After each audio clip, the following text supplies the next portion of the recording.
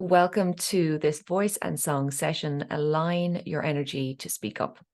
So I'm Aideen Ni Riada, and I'm an intuitive voice coach. I'm here today with a group of voice experts who are going to tease out this idea of how to align our energy for speaking up, because we all know that when we speak, knowing what you want to say and feeling confident in your voice is important, but what's happening internally can also be the most important thing. And our experts are coming from different backgrounds today, and everyone's going to have something to say on this topic. And I'm really excited to share what they do and to introduce you to these amazing experts. So first of all, I'd like to introduce Karen Fullerton. And Karen is a quantum energy healer. She's actually the reason we chose this topic today. She is an author and a speaker who focuses on emotional wellness to help women go from giving up to feeling excited about their future. Welcome, Karen. Tell us a little bit about the work you do and why you are introducing us to this idea of energy as the beginning part for speaking.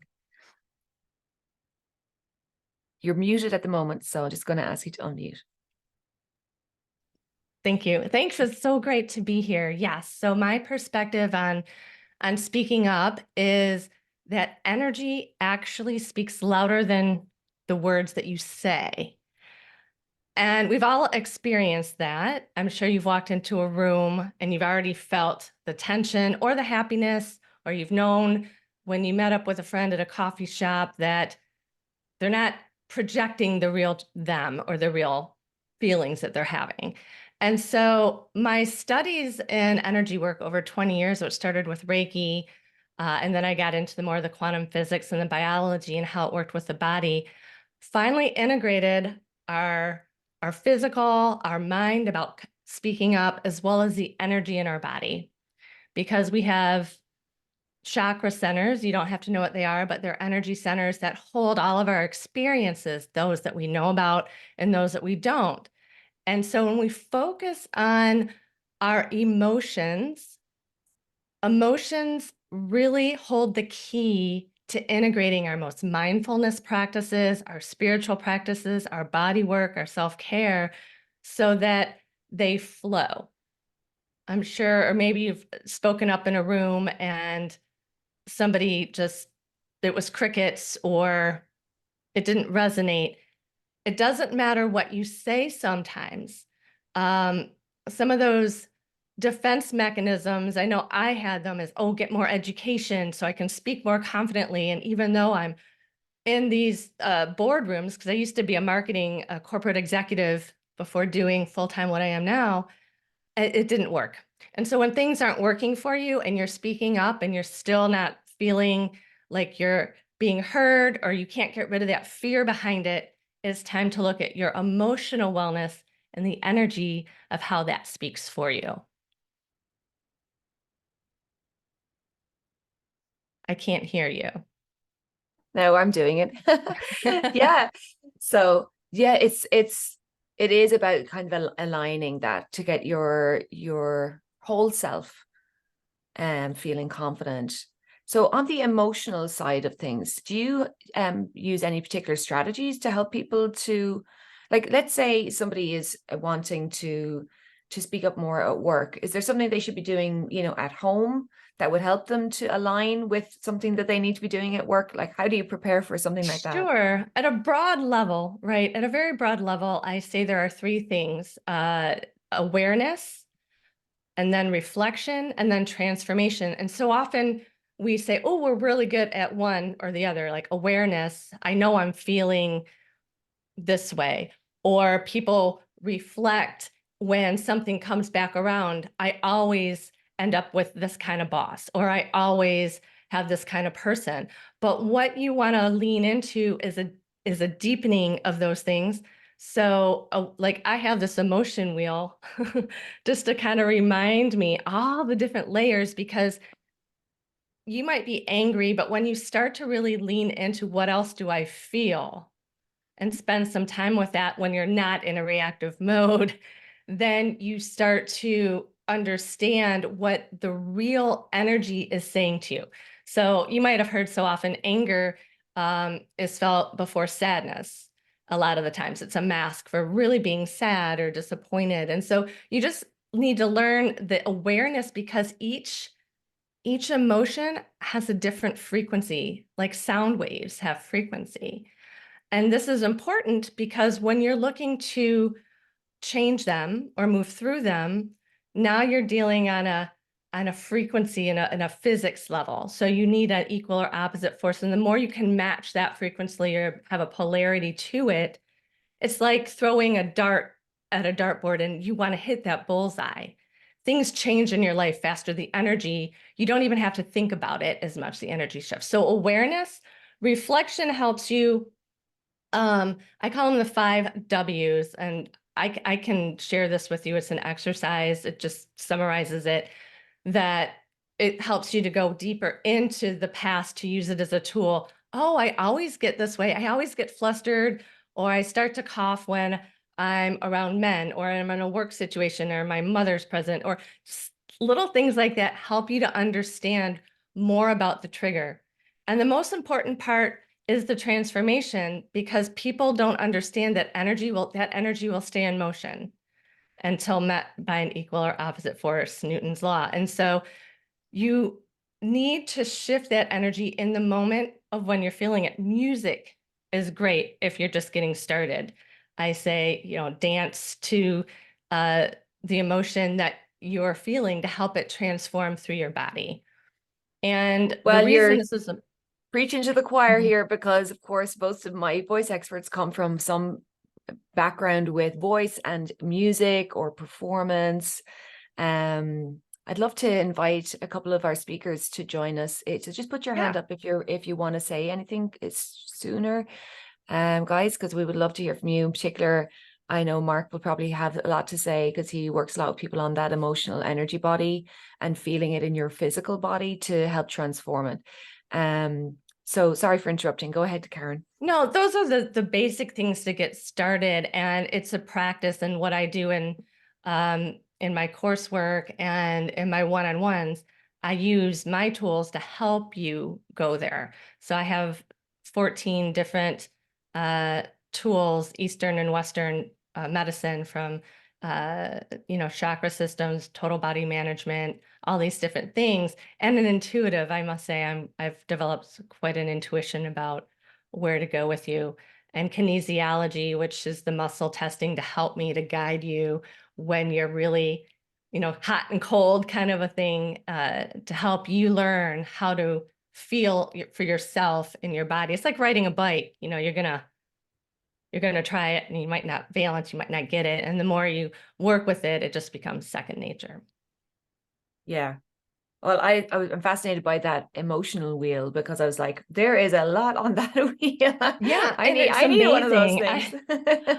And if you're like, look at all these are all emotions that Wow. I work with in the work that I do. So um, yeah, it's about saying hello. We have so many defense mechanisms, and I'd love to hear maybe what yours are, but so many defense mechanisms that we learn about emotions, whether we suppress them, whether we detract our attention somewhere else so we don't have to feel them.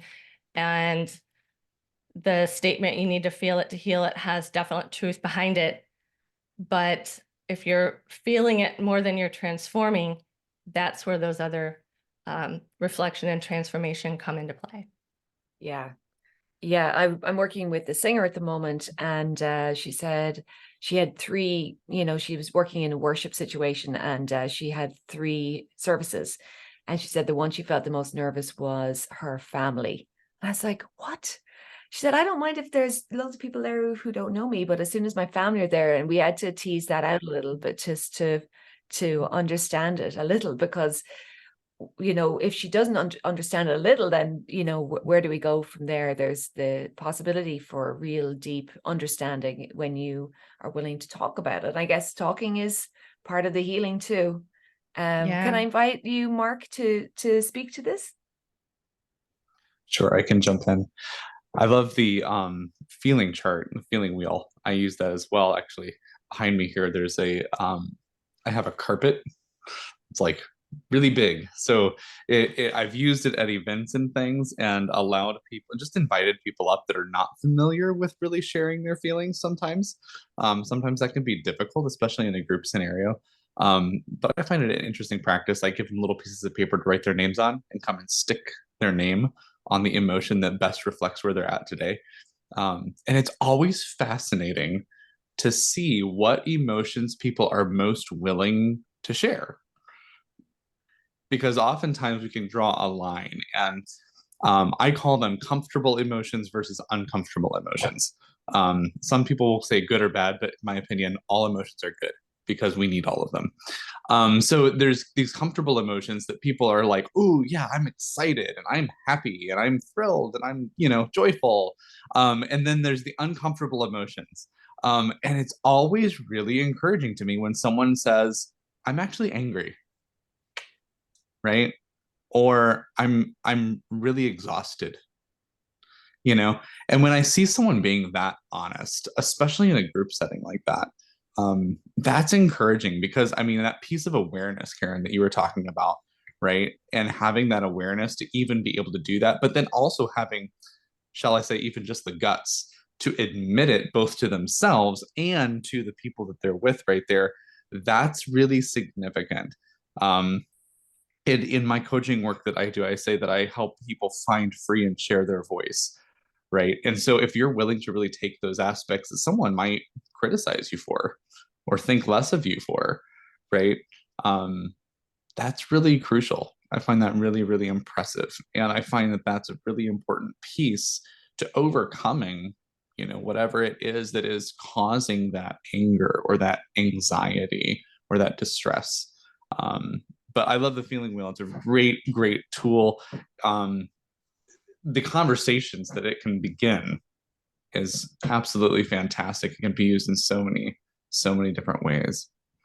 One question that I would have is that when people encounter what I would call a uncomfortable emotion, and they have no idea, right? You're asking the questions, you're digging in, because I'm sure that there's multiple of us that do that. But then someone really has no idea, and there's nothing to connect it to. And all of our intuition that we're using is just like, I don't know, man. You have a great life and you're happy about everything, but I don't know why you're angry. You know what I mean? Where do you guys go from that place? I would love to jump in on that, because that's really the root of what I do. So finding that root cause, that energetic root cause, does not depend on your story. I often say we get fixated on the story, the person, the place, or finding a reason, and that can keep you in that loop. When we just focus on the emotion and feel it and reflect and transform it with energy, that's when it can release. And the reason it's there is the science behind this, is the physics and the biology that we maladapt. It's generational. Trauma passes down. It is shown from Bruce Lipton is one with epigenetics, and that I've leaned into a lot too. And so you might come into this world with generations of how your mother and her mother or their father had to compensate, right, to protect themselves. All of our emotions are to protect us. It's a subconscious trigger. It's not meant to cause problems for you. It's really showing you, oh, this isn't me. I can transform this. It's to wake you up.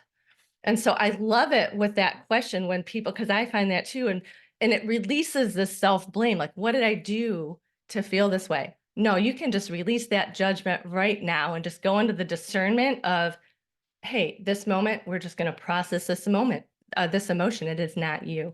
And then the chemicals starts to change in your body. Those frequencies that I talked about earlier, emotions carry chemicals, and we can become addicted to our emotions, strangely enough. You might know somebody who loves to brood or loves to do this. It becomes a comfortable feeling. But yep, it's generational, or it's from childhood or birth or in the womb, where you're never going to remember anything that happened. I I'd like actually, I to. just quickly, I just went through a process of awareness. It came to, well, I didn't say come to consciousness through the work. I can muscle test and find out. But for me, it was related back. My mom had me and she did not want natural childbirth, and the doctor did not give her the medicine. And so it was all around that experience of causing others pain is a lot of time where my blocks and my energy would freeze up. So that's a very interesting question. Yeah. It is interesting. I was on the street with my husband is very sensitive. He's kind of an empath. We were on a street in Wexford Town in Ireland, and he said, "Suddenly I feel so angry." And I was like, I said, "I think you picked it up from someone." So, so people you can feel an emotion that's not yours, for sure.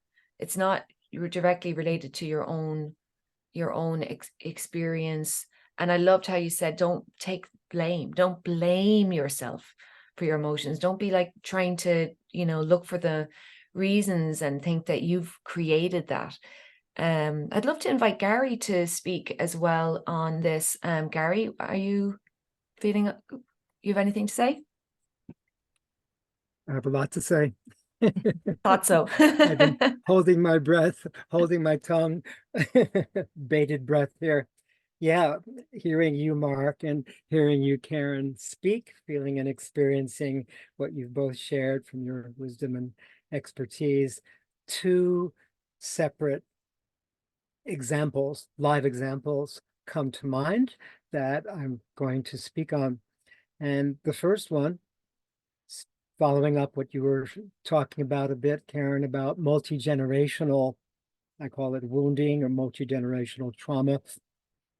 I'm remembering a woman that I was working with, a number of years ago, fairly recently, who I knew from Five Rhythms dance class. We danced every Tuesday night together for 10, 15 years and got to be palsy-walsy. And she knew me as a therapist, counselor, coach, and told me a number of times how her mom, who was not mentally well, was a real problem in her life because she criticized everything in my friends and her friends' behavior. So when she would break into song, she would be put down in so many different ways. I remember one particular session, it's actually on my YouTube channel, where I had her stand and face her mom and actually speak to her mom who wasn't there and tell her how it affected her that she had been afraid to show up in all kinds of situations, not just singing, but to express herself in all kinds of ways. Of course, she's a dedicated dancer to help her overcome some of this habit. Again, as you mentioned, it becomes a habit after a while, this situation with emotion, this habit of holding back. And when she confronted her mom, I now address you from the ways you pushed me down and criticized me when I was growing up. I'm afraid to speak up in front of groups. I have a beautiful singing voice and I'm scared about being heard because I'm afraid that the whole world is going to rip me up and tear me apart, just like you did. I took her through this simple exercise where I had her share these words. I take this pain that I've been carrying that doesn't belong to me. It's been this false persona that I've carried in order to be able to cope with you, Mom. And I send it back to the source. I send it back to where it came. She's flooded with tears at this point, deeply feeling what has been submerged all this time. I reclaim confidence, fulfillment in my life, renewed again. Today for me is a new day. And then I had her do something silly, hip, hip, hooray, to get her into a different state. At that point, she was smiling like she couldn't stop. And there was a shift in her self-talk. It's safe for me to express myself on every stage of life. This new self-talk then became something we multi-sensorized. We had her sing it. It's safe for me to be myself on every stage of life. Whisper it, shout it, do it without sound.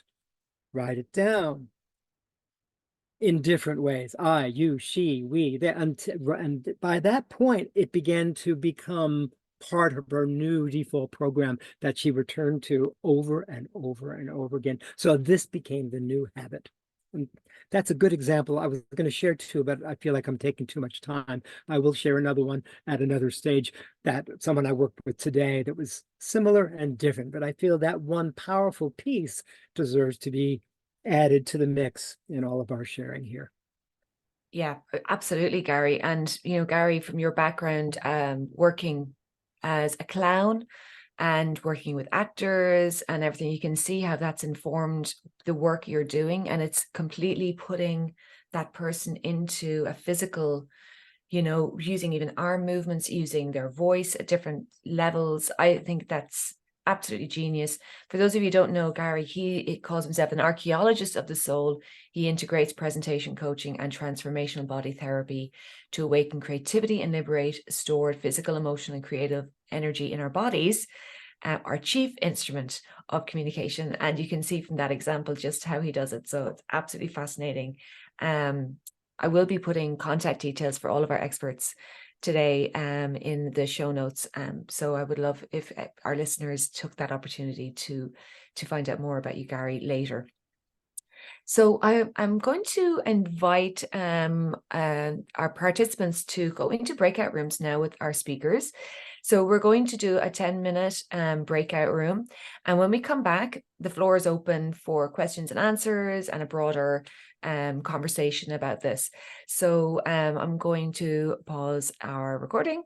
So we are back, and thank you so much. And we had a really interesting conversation in the breakout room. I'd love to invite anyone who would like to share something from the breakout room. Any interesting topics or anything you learned?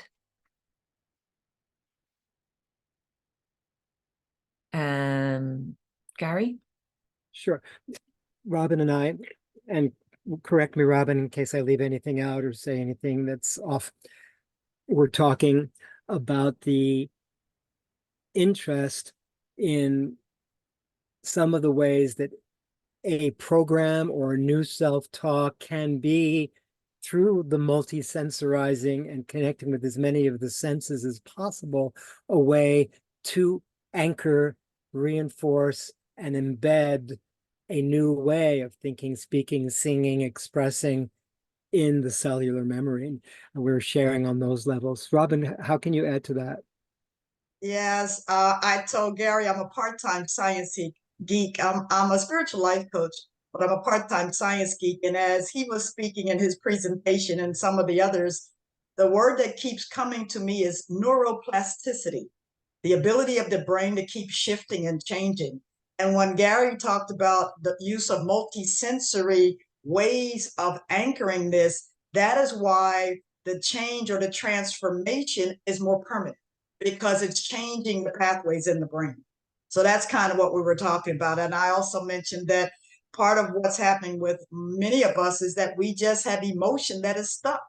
So the expression of that emotion, however it gets expressed, is what allows it to then move forward. So that's kind of our conversation. Yeah, and I just think it's amazing. I mean, anyone who's coming from the singing background knows that clients are always, you know, they're processing all the time. Mark is going to be I need to leave in a moment. Mark, would you like to say one final word or? Sure. I think this is a great topic, and I've just enjoyed Karen's input into this from her unique perspective. And just the use of emotion as a starting place is fantastic. And even as people, that some of us use music more or less in what we do, and some of us use it in different areas.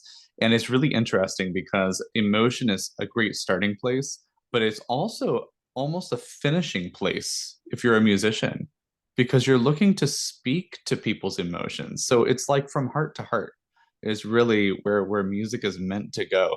And so like being clear on what you're feeling and where that starting place is really finding a powerful center for all of your voice to go forward from. And hopefully influences others to have that same clarity. So I'm just so appreciative of the topic. I love this work. And if anyone would like to connect further, I would adore that. That would be fantastic and welcome. So please email me and we'll hop on for a coffee sometime. Yeah, Mark is based actually in upstate New York. He's a self-leadership coach and helps people to find, free, and share their authentic voice with the world. We're all on the same page here, and each of us works slightly differently. And I am just so excited to share the stage with you today, Mark. I think your work is so amazing. I want to stand on your carpet with the different emotions on it and put my sticker down. Where did you get that thing? We need that in you know, I'll email you to find out. You can email me. Sounds good. Okay. Thank you, Aideen, so much. Thank you, We'll Mark. And sorry, yeah, take care. Any other thoughts from the breakout rooms? Chris, Karen, anything you'd like to say? Karen? Enjoyed the conversation. Oh, let Chris go first. Oh, go ahead. I was saying I enjoyed the conversation. Aideen, I was telling them I woke up like 10 minutes before this thing started and checked my email and saw your email for this, and it's like jumped on. So came in kind of half into it, but yeah, I mean, as a songwriter, you know, voice is very important. And I just wrote a song and recorded it called "Naming the Silences." It's really about naming those places in our lives that we don't want to talk about. Can you get closer to your microphone, Chris? It's just I'm not hearing you very well. Can you hear me now? Is that better? Yeah, take your time. Sorry. I was just saying that I wrote a song recently called "Naming the Silences." It's about there's places in our lives that we don't want to name, whatever that is. It could be, you know, a dream we want to do that we don't have somebody safe to tell it to, or a thought or emotion that we need to express. But when we name the silences, then peace shows up.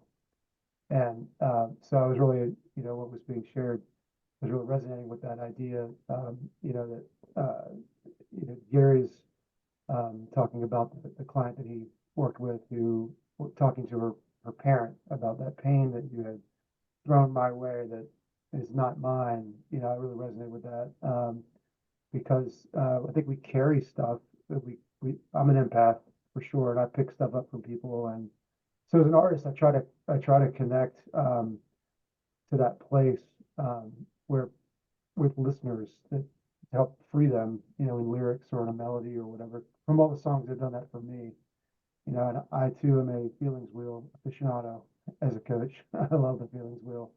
And it's amazing how many people I show the feelings wheel to and look at me and laugh and go, "What?" And then after I show them how that works, and like 2 times, they go, "This is the coolest thing ever. It's so great." Sounded like Mark's feeling wheel was like a feelings twister. How many emotions can you feel at one time? Point to Right, each one. right. I love that. Karen? We talked about the integration of emotions and energy between emotions, the mind, the body, you know, the physical, and how the transformation part, you know, of those 3 things, the awareness, the reflection, the transformation is so important. And interestingly, Robin and Gary, sensories and our senses are the way to do that transformation. That's why music is so important, because a music can take you back to a memory. You feel it in your body, you know, you hear the music, and that's why it's so powerful. But there are other ways to do that. You can do that more clinically, I'll say, you know, where you actually go through, I'm going to see this emotion, I'm going to feel it, I'm going to hear it. What does it sound like? And it helps you to process that. So it's interesting that came up. But yeah, we just talked about integrating everything instead of, you know, separating our self-care and our development from different sections, because that's when it seems to stay stagnant. Yeah, that's a really good way to look at it. Like, we're to be holistic, I think is that word. Holistic says it all. You know, we try to bring it all together, and everything bleeds into each other. We can't actually separate it, but we do try. So I'm glad that we all had fun in the breakout rooms. I wanted to introduce one of our voice experts that didn't get to speak earlier, Xann Schwinn. She's the co-founder of Biiah, a platform that makes singing for health easy and accessible. She comes from a background where she works with, you know, corporate choirs, but I'd love for her to speak to her work and how she helps align energy to support the voice. Thanks, Aideen. Hey, everyone. It's really nice to see you. So my organization, Biiah, sets up, for lack of a better, we do lots of things, but for the purpose of this conversation, sets up workplace choirs and music programming specifically focused on wellness at larger corporations, so organizations that have thousands and thousands of employees at them. And when we started it was really, emotion, I think, has always been a part of the brand, but as we got to know the people who were stepping into the space to sing, some people who had sung in choirs before and some people who just knew that they kind of liked singing or wanted to try something else out and just wanted to have an opportunity to either connect to other people or have a break during the workday. And doesn't music feel like a good thing, if you're working at a huge corporate office? And as those people started to explore the space, the one thing that seemed to really unite everyone, the simple idea of it makes me feel good. And whether that's myself and my self-confidence, whether it makes me feel good because I'm connected to others around me, I'm getting to meet people in a social way when I don't usually get the opportunity to do that, whether it's I am actually feeling that chemical emotion release, I have increased endorphins, I'm feeling lighter, or whether people actually notice over a long period of time by building in a practice of singing with others, they actually notice a shift in their overall sense of feeling, both of self, but their overall well-being. And so we decided, we started to shift the brand towards that because it seemed to be the thing that really united everybody. And I think that I have become more and more convinced that, obviously the reason why we do music often is because of how it makes us feel. And so if people are starting out as adults singing either for the first time or re-singing or finding a new group after a long time or continuing their journey, without, it kind of feels like wellness and feeling good, that feeling, that sensory thing feels like the epicenter of everything that we do, right? The point of entertainment is to take people on a journey, as a mechanism to help people feel something, whether that's laughter or anger or learning, whatever that is, all together. And so the focus of our work is really to help people achieve the feelings that they want to feel. So this idea of mood curation, how can we think about the music that we program for our groups? How do we think about the people within the spaces and how we come in, if it's the middle of winter time, you've been in an office all day long, you haven't gotten to be outside to breathe the fresh air, you've had a long, stressful day.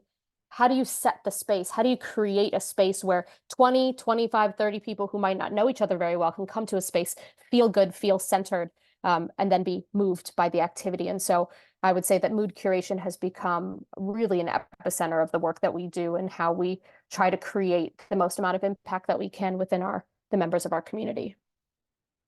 And I love that. I joined a choir locally here, and we had an amazing performance of new composers' music, and it was called From Darkness to Light, and it was really emotional.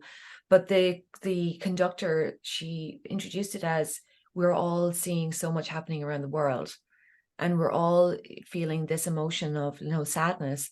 And it was like that journey was for everybody a way to process all of our shock and the stuff that's going on in the world around. So we can process emotions through music, and in a concert that's been curated, like you said, in a certain way, can be absolutely transformative. So we're going to be winding things up now in a moment. I'd love to just open the floor if anyone has anything they'd like to say before we finish, and then I'm going to invite Karen, who proposed this topic, to give her final thoughts. And we are all open to meeting with anyone who's listening. I know that Xann would love to share her platform, and she has an app that's amazing for helping people to access singing from anywhere in the world. So even if you're not in a corporate environment, she has something for you. Gary, based down in Australia, but can be accessed from anywhere.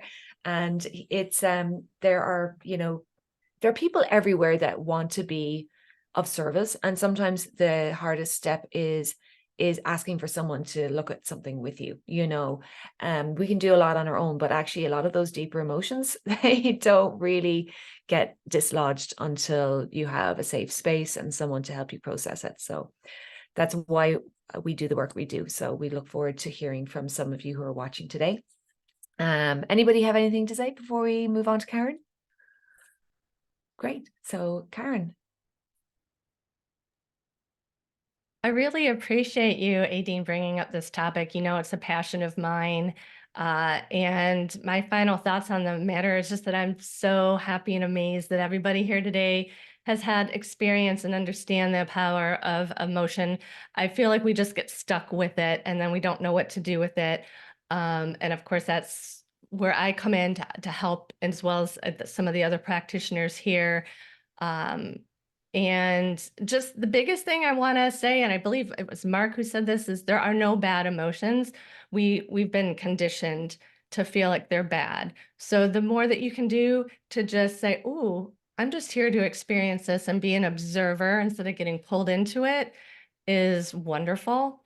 And I just want to offer, I shared my website and my email. I would love to follow up with anybody. I have some free ebook resources on my website. One's called Don't Overthink. It's about an 8-page ebook that talks a little bit about the integration of emotion and mind energy and how you can get to fuel them together to work toward that wonderful manifestation. But, you know, I'm all about the life on our outside changes from within, and I help people just get excited about their life again, naturally, without having to overthink it or overprocess it. So thank you. Thank you for joining us. Thank you so much, Karen. Gary? Just need to unmute again. Sorry. Unmute, Gary.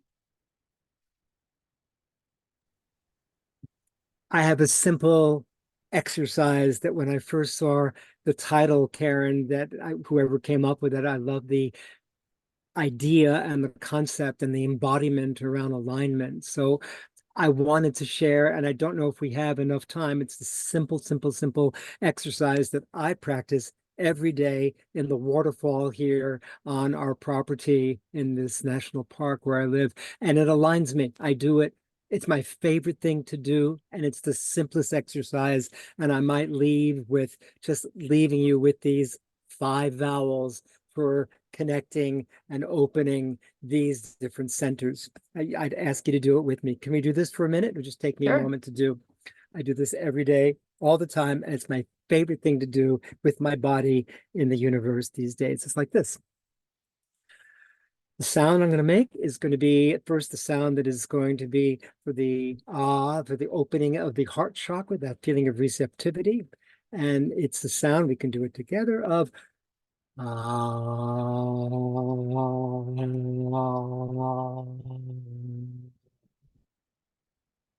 then for the neck center, and focusing on the energy going up instead of sideways at this time, the sound E, with the self-talk of, it's safe for me to share my wisdom and music with you. The sound simply of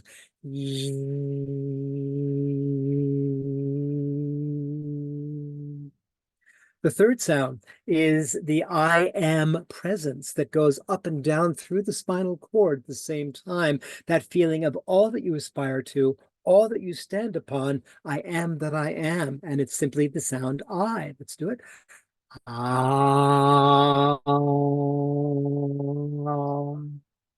Good. Then I make this to make a circle. I generally put my hands at my belly center, and it's about honoring all circular processes. Whatever I put out comes back to me multiplied. Oh.